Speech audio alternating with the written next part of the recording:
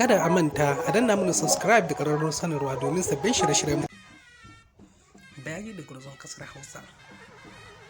Masana tarihi na ta baba game da gaskiyar tarihin Bayajidda, amma mutumin wanda ake ɗauka a matsayin gwarzo na ci gaba da kasancewa a tarihin Malam Bahaushe. Rayuwarsa babu wani ƙwaƙƙwaran bayani da ake da shi game da shekarar da aka haifi Bayajidda da ma san da ya rasu, kasancewar galibin tarihinsa da aka bayar ta fatar baka ne. Ana tunanin cewar asalin mutumin Bagadaza ne a ƙasar Iraki, kuma bayan zuwansa daular Borno ne ya koma Daura da ke jihar Katsina da zama. Asalin tarihinsa, wasu na cewar Bayajidda ya bayyana ne tsakanin ƙarni na 16 zuwa na 19, amma kuma akwai shaidar kasancewarsa a al'adar Bahaushe tun cikin ƙarni na 9 zuwa na 10.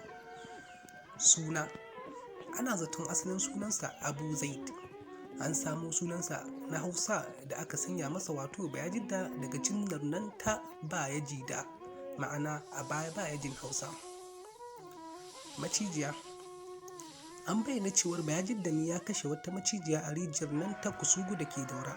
Macijiyar a wancan lokacin ta addabi mutanen garin, inda take hana su ɗiban ruwa. Sukan samu dama ta jan ruwa ne sau ɗaya a mako, wato ranar Juma'a. Duk da gargaɗin da aka yi masa, Bayajidda ya yi ƙoƙarin ɗiban ruwa a ranar Alhamis, amma ya gamu da fushin macijiya, sai dai ya samu nasarar fille mata kai da takobinsa. Aure, Sarauniya Daurama ta yi alƙawarin ba da rabin ƙasarta ga duk wanda ya kashe macijiyar da ke rijiyar Kusugu, amma Bayajidda bai karɓa ba. Maimakon haka sai ya buƙaci ya auri sarauniyar, wanda a baya ba a taɓa ji ba, kasancewar matan da ke mulki a wancan lokacin ba sa yin aure. To amma duk da haka Daurama ta auri Bayajidda saboda irin abin da ya yi wa jama'ar Daura. Nasarorin Bayajidda, tarihi na ɗaukar Bayajidda a matsayin wanda ya sauya lamura a masarautar Daura, domin kuwa kafin zuwansa mata ne kawai ke mulki.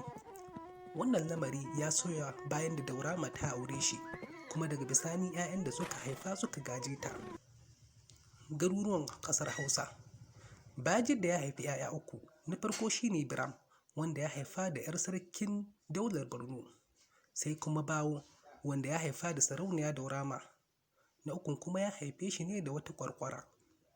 Bawo ya haifi 'ya'ya 6, kuma tare da kawunsa wato Biram su ne suka mulki garuruwan da ake kira Hausa 7, wanda suka hada da Daura, da Kano, da Katsina, da Zaria, da Gobir. Sauran sun hada da Rano da kuma Haɗeja.